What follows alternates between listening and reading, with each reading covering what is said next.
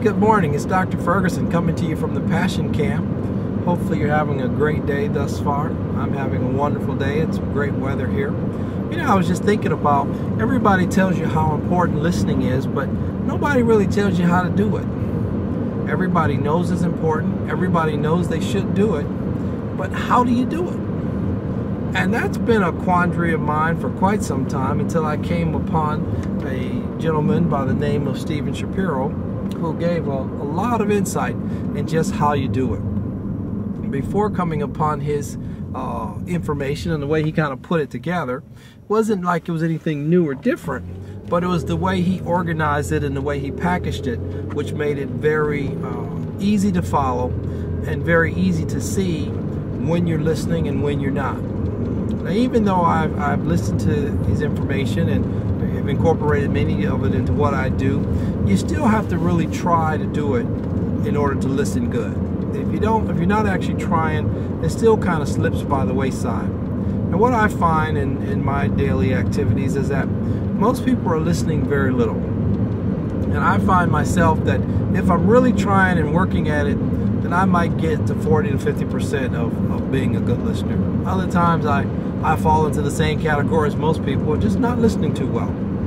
And the way he broke it down, and I think it was a good way, it's kind of artificial, but it kind of gives you another way of looking at what is listening. And the way he described it, he said, was to listen was to care is to listen. Well, that was a good point to me, and I find so many times that when a person's not listening, they probably don't really care so much. And another point, the way in which he broke it down, he described listening as having 4 components. The first one was to pay attention. Okay, kind of stop what you're doing and maybe look the person in the eye, something like that.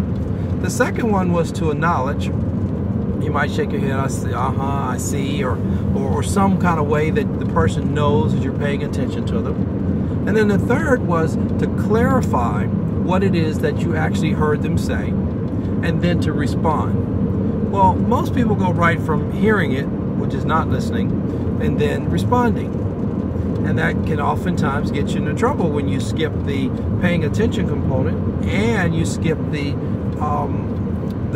component of clarifying. What are you actually saying? Does it make sense, or did I understand the way you said it? So I find that to be a very significant component, and can be very helpful for those of you who may have had some challenges like myself and their wife telling them that they weren't listening. And you begin to dig in and try to figure out, okay, well, why am I not listening if I can repeat everything you said? But repeating everything you said may not be listening, because listening also has an emotional component to it. So you also have to pay attention to that component.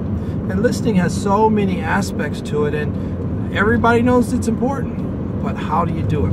So I think those couple little tips I just gave you will probably be helpful. They definitely were helpful to me in how do you listen, and we'll talk about this again next time. All right, be blessed. Have a wonderful day.